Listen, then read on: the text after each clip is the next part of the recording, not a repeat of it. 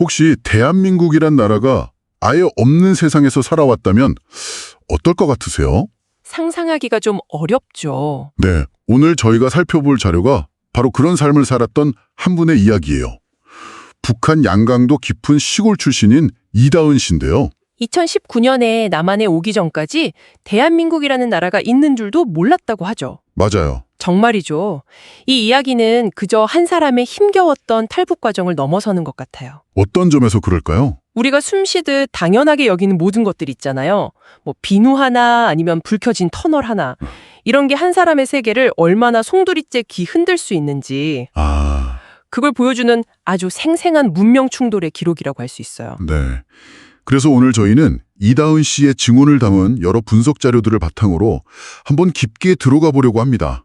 오직 생존만이 목표였던 북한에서의 삶이 어떻게 남한이라는 완전히 새로운 세상과 부딪히고 또 적응해 나가는지를요. 맞습니다. 단순히 이렇게 달랐다 여기서 그치는 게 아니고요. 네.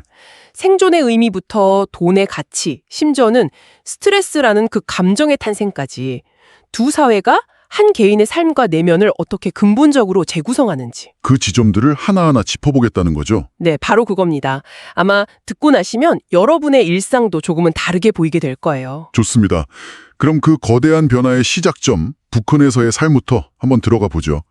자료를 보니까 이다은 씨 고향이 양강도 보천군, 감자 농사가 주식인 곳이었다고요. 네, 우리가 생각하는 쌀밥은 거의 구경도 못했다고 해요. 쌀은 아예 못 먹는 건가요? 북한 쌀은 너무 비싸서 엄두도 못 냈고요. 어쩌다 먹는 쌀도 중국에서 몰래 들여온 그런 오래된 묵은 쌀이었죠. 그렇군요. 그래서 주된 생계수단이 아주 특이한데 바로 파고철 밀수였습니다. 파고철이요? 말 그대로 고철을 파는 건가요? 네, 못 쓰는 고철을 주워서 중국에 몰래 파는 일이죠. 고철을 팔아서 생계를 유지했다고요? 그게 어느 정도의 가치였는지 궁금한데요? 자료에 아주 구체적인 수치가 나와요. 네네. 목숨을 걸고 국경을 넘어서 파고철 50kg을 중국에 넘기면 쌀 25kg을 받을 수 있었대요. 50kg에 쌀 25kg? 네, 한 달 내내 이걸 반복해서 겨우 쌀 몇 가마니를 얻는 그야말로 생존을 위한 처절한 노동이었던 거죠. 국가의 배급 시스템이 완전히 붕괴됐다는 걸 보여주는 단적인 예네요. 정확합니다. 생활 환경은 더 열악했던 것 같아요. 이다우 씨 집의 유일한 재산이 농사일에 쓰는 구루마. 네, 손수레 하나. 네, 손수레 하나였다는 대목이 나오거든요. TV도 없고요. 그 디테일이 아주 중요해요. 한 가정의 가장 가치 있는 자산이 오락이나 정보를 위한 TV가 아니라 순수한 육체 노동을 위한 도구였다는 뜻이니까요. 그렇군요. 부엌도 흙으로 만든 부뚜막에 가마솥 하나가 전부였는데 심지어 그 부뚜막이 가마솥 무게를 못 이겨서 주저앉는 일이 다반사였다고 합니다. 그런 환경이라면 외부 세계에 대한 정보는 거의 완벽하게 차단되었겠네요. 그렇죠. 그들이 아는 바깥 세상은 그냥 국경 너머로 보이는 중국의 불빛, 그게 전부였어요. 남한에 대한 정보는요? 몰래 본 한국 드라마 한두 편이 전부였는데 이게 오히려 아주 비현실적인 환상을 심어줬다고 해요. 그 유명한 이야기요. 자료를 보니까 그녀가 상상한 남한은 멋진 사장님이 가난한 알바생을 사랑해서 매일 꽃다발을 들고 기다려주는 그런 세상이었다고요? 네, 신데렐라 스토리죠. 현실과는 너무 다른데. 근데 저는 더 충격적이었던 게 남한에 와서 국정원 조사를 받을 때조차 북에서 배운 대로 남한 군인을 괴뢰군이라고 불렀다는 부분이었어요. 바로 그 지점입니다. 괴뢰구들이라는 단어는요, 그냥 적군과는 차원이 달라요. 그런가요? 네, 미국의 꼭두각시라는 경멸과 수십 년간의 쇠뇌가 응축된 표현이거든요. 남한 땅을 밟은 후에도 그 단어가 자연스럽게 튀어나왔다는 건 그만큼 북한의 이념이 깊고 단단하게 박혀 있었다는 거죠. 그렇군요. 어떻게 보면 스스로를 보호하기 위한 방어기제이기도 했고요. 보통 탈북이라고 하면 방금 이야기한 한국 드라마처럼 남한 사회에 대한 동경에서 시작될 거라고 생각하기 쉬운데 이다은 씨의 경우는 그 동기가 전혀 달랐다는 점이 아주 인상적이었어요. 맞아요. 그녀의 탈북은 동경이 아니라 복수심에서 시작됐습니다. 복수심이요? 네. 처음에는 그냥 먹고 살려고 중국을 오갔을 뿐인데 북한으로 돌아올 때마다 번 돈을 전부 빼앗기고 6개월씩 강제 노동소용소에 끌려가는 악순환을 겪었던 거예요. 아니, 생존을 위한 몸부림이 오히려 자신을 더 깊은 수렁으로 몰아넣은 셈이네요. 정확합니다. 결국엔 보이부에 쫓겨서 가족들 집에 숨어 지낼 수도 없는 말 그대로 완전한 도망자 신세가 된 거죠. 내 나라, 내 땅에서 살 수가 없게 된 거네요. 바로 그거죠. 그래서 탈북을 결심한 직접적인 계기가 바로 그 복수심이었다고요? 자료에 나온 그녀의 말이 정말 강렬했어요. 어떤 말이었죠? 내 땅에서 파고철을 주워서라도 먹고 살겠다는데 국가가 그걸 못하게 하니 너무 억울해서 남한에 가서 기자회견이라도 해야겠다. 이런 생각이었다고요. 그리고 그 결심에 마지막 쐐기를 박은 건 다름 아닌 아버지의 한마디였습니다. 아버지의 한마디요? 네, 쫓기는 딸을 안쓰럽게 보던 아버지가 무심하게 툭 던진 말. 거기 가서 살만하는 그냥 거기서 살지 뭐하러 자꾸 와서 이렇게 고생을 하냐. 아, 그 말이 참 여러 가지 의미로 들리네요. 어떻게 보면 딸을 버리는 말처럼 들릴 수도 있는데 근데 사실은 그 반대였던 거죠. 그렇죠. 네, 분석 자료들은 이 말을 심리적 해방의 순간으로 해석해요. 돌아와서 가족을 부양해야 한다는 그 딸의 무거운 책임감을 아버지가 직접 덜어준 셈이니까요. 너는 이제 돌아오지 않아도 된다. 너의 삶을 살아라. 그렇죠. 세상에서 가장 슬프고 깊은 사랑의 표현이었던 거죠. 이 말을 듣고 그녀는 돌아오지 않을 각오를 굳혔다고 합니다. 그렇게 모든 것을 뒤로하고 남한에 도착했습니다. 여기서부터가 정말 새로운 세상과의 충돌인데요. 저는 이 부분이 가장 충격적이었습니다. 국정원에서 처음 받은 생필품 가방. 아, 그 선물 가방이요? 네, 그걸 열어보고 펑펑 울었다는 대목이요. 들어있던 건 비누, 치약, 칫솔, 수건. 정말 별거 아닌 물건들이잖아요. 우리에겐 너무나 평범한 물건들이죠. 근데 왜 울었을까요? 그게 북한에서는 양재물로 빨래를 하고 소금으로 이를 닦는 게 일상이었기 때문이에요. 소금으로요? 네. 비누는 엄청난 사치품이자 부의 상징이라서 자료에 따르면 비누깍 하나 있으면 동네에 자랑하러 강에 나가서 일부러 머리를 하루에 3번씩 감는다고 할 정도였으니까요. 세상에, 비누로 머리를 감는 게 자랑거리였다니. 바로 이 지점이 자료에서 말하는 상징적 통합의 순간인 겁니다. 상징적 통합이요? 네. 이건 단순히 물건을 준 게 아니에요. 당신은 이제 굶주리고 쫓기는 생존자가 아니라 기본적인 위생과 존엄성을 누릴 자격이 있는 우리 사회의 구성원입니다. 라는 국가의 첫 번째 메시지였던 셈입니다. 와, 작은 비누 하나에 그 모든 의미가 담겨 있었던 거군요. 그렇죠. 그 비누가 시작이었네요. 그런데 그건 정말 맛보기에 불과했죠. 자료를 보면 그녀가 살게 된 아파트에 들어서는 순간 모든 게 충격 연속이었다고요? 맞아요. 부엌에 당연하다는 듯 설치된 싱크대, 그리고 버튼만 누르면 물이 내려가는 수세식 화장실.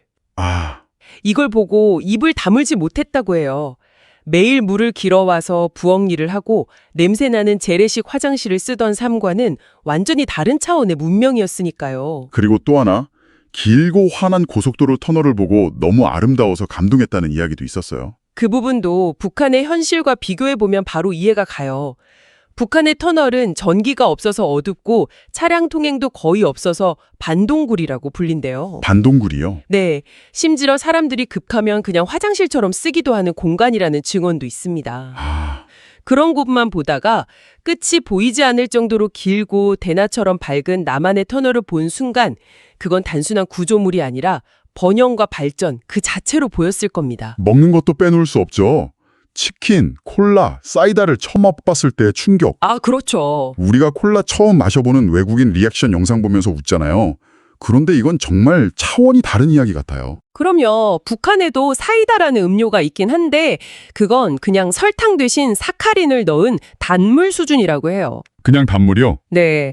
그러니 탄산이 목을 탁 쏘는 진짜 사이다와 바삭한 치킨의 조합은 평생 경험해보지 못한 미지의 맛, 새로운 세계의 맛이었던 거죠. 자, 이렇게 모든 것이 충격과 신세계의 연속인 삶 속에서 그녀는 주저앉아 있지만은 않았습니다. 그렇죠. 남한에 온 지 3개월 만에 대학에 갔다는 것도 놀라운데 그 이후의 행보가 정말 대단해요. 맞습니다. 북한에서는 꿈도 꿀 수 없었던 배움의 기회가 열리니까 그 한을 풀기라도 하듯 모든 걸 스펀지처럼 빨아들였어요. 정말요? 네, 우수한 성적으로 장학금을 받는 건 기본이고 네일아트, 피부 미용, 요리, 운전면허까지 자료를 보니 무려 15개나 넘는 자격증을 취득했더라고요. 15개요? 보통 사람도 평생 하나 따기 힘든데 이건 거의 초인적인 노력 아닌가요? 맞아요. 잠자는 시간을 쪼개서 공부했다고 해요. 이건 단순히 나만해서 성공해야지 이런 목표를 넘어서는 거예요. 어떤 의미죠? 과거에 빼앗겼던 자신의 삶, 그리고 무한한 가능성을 되찾으려는 어떤 처절한 의지의 표현으로 보입니다. 모든 기회가 소중했던 거죠. 경제관념도 완전히 재편되었을 것 같아요. 그야말로 천지가 개벽하는 수준이었죠. 하하. 중국에서 한 달 내내 목숨 걸고 고철을 팔아 벌었던 돈이 우리 돈으로 약 20만 원 정도였는데 네. 남한에서는 식당 아르바이트를 3일만 해도 그 돈을 벌 수 있다는 사실이 엄청난 충격을 받았다고 해요. 와, 노동의 가치와 돈의 의미가 완전히 다른 두 세계를 온몸으로 체감한 순간이네요. 바로 그겁니다. 똑같아요. 네, 바로 그 지점입니다. 물질적 풍요와 기회가 반드시 행복과 직결되지는 않았다는 거죠. 새로운 문제가 생긴 거군요. 네, 북한에서의 고민이 오직 오늘 뭘 먹고 살지라는 생존의 문제였다면 남한에서는 전혀 새로운 종류의 스트레스가 생겨났습니다. 바로 상대적 박탈감이죠. 맞습니다. 나보다 더 좋은 차를 타고 더 넓은 집에 사는 사람들과 나를 비교하면서 느끼는 감정이요. 맞아요. 그녀는 남한에 와서 스트레스, 사춘기, 갱년기 같은 단어들을 처음 배웠다고 해요. 아, 그런 단어 자체를 몰랐군요. 네, 생존에만 집중하던 사회에는 존재하지 않던 개념들이죠. 이와 관련해서 자료에 나오는 한 동료 탈북민의 일화가 정말 많은 걸 시사하는데요. 아, 그 상담사 이야기요. 저도 정말 인상 깊게 봤습니다. 네, 심리 상담사가 그동안 어떤 스트레스를 받았냐고 묻자 그 탈북민이 스트레스를 무슨 나눠주는 물건으로 오해라고는 뭐라고 답했죠? 저는 아무것도 주는 게 없던데요 라고 대답했다는 일화예요. 하하, 웃기면서도 참 씁쓸한 이야기네요. 그렇죠. 이 일화가 정말 많은 걸 보여줍니다. 우리에겐 스트레스 받는다는 말이 입에 붙었잖아요. 그럼요. 그런데 생존이 모든 것을 압도하는 사회에선 그런 내면의 감정을 섬세하게 들여다보거나 표현할 단어조차 필요가 없는 거예요. 배고픔, 추위 같은 물리적 고통이 전부니까요. 네. 심리적 고통이나 내면을 성찰할 정서적 자원은 역설적으로 기본적인 생존이 해결된 사회의 특권일 수도 있다는 걸 보여주는 거죠. 그렇군요. 생존 문제를 해결하고 나니 비로소 보이기 시작한 새로운 문제들. 지금 이다은 씨는 그 문제들과 어떻게 마주하고 있나요? 그녀는 여전히 앞으로 나아가고 있어요. 현재 학업과 일을 병행하면서 그동안 땀 흘려 취득한 자격증들을 바탕으로 자신만의 개인 피부 관리샵을 여는 것을 목표로 삼고 있습니다. 아, 자기 사업을요? 네. 생존을 넘어서 이제는 자아 실현의 단계로 접어들고 있는 거죠. 정말 대단하네요. 감자밭에서 고초를 줍던 한 사람이 이제는 15개의 자격증을 가진 전문가가 되어 자기 사업을 꿈꾸고 있다는 거잖아요. 맞습니다. 이다은 씨의 러정은 단순히 가난을 벗어나 부유해진 이야기가 아니에요. 그럼 뭐라고 할 수 있을까요? 기회와 자유, 그리고 인간의 존엄성이라는 가치가 한 개인의 삶을 얼마나 근본적으로 바꿀 수 있는지를 온몸으로 증명해낸 과정 그 자체입니다. 듣고 보니 우리가 매일 샤워하며 흘려보내는 따뜻한 물, 원하면 언제든 펼쳐볼 수 있는 책, 그리고 내일 무엇을 할지 스스로 선택할 수 있는 자유, 이게 누군가에게는 평생의 꿈이자 기적 같은 새로운 삶의 시작일 수 있다는 사실을 다시 한번 생각하게 되네요. 그렇죠. 그리고 이다은 씨의 이야기는 우리에게 아주 중요한 마지막 질문 하나를 던집니다. 어떤 질문이죠? 그녀는 이제 물질적 풍요에는 완벽히 적응했지만 상대적 박탈감이라는 새로운 종류의 마음의 병과 싸우고 있어요. 이건 비단 그녀만의 문제가 아니라 바로 오늘을 살아가는 우리 모두의 이야기이기도 합니다. 어떤 의미일까요? 우리가 느끼는 행복이나 불행이 과연 절대적인 기준에서 오는 걸까요? 아니면 우리도 모르는 사이에 SNS 속 타인의 삶, 옆집의 자동차, 친구의 연봉 같은 사회가 정해놓은 비교라는 기준에 끊임없이 우리 자신을 끼워 맞추며 스스로를 불행하게 만들고 있는 것은 아닐까요? 이다은 씨의 삶은 우리에게 바로 그 질문을 정면으로 마주하게 합니다.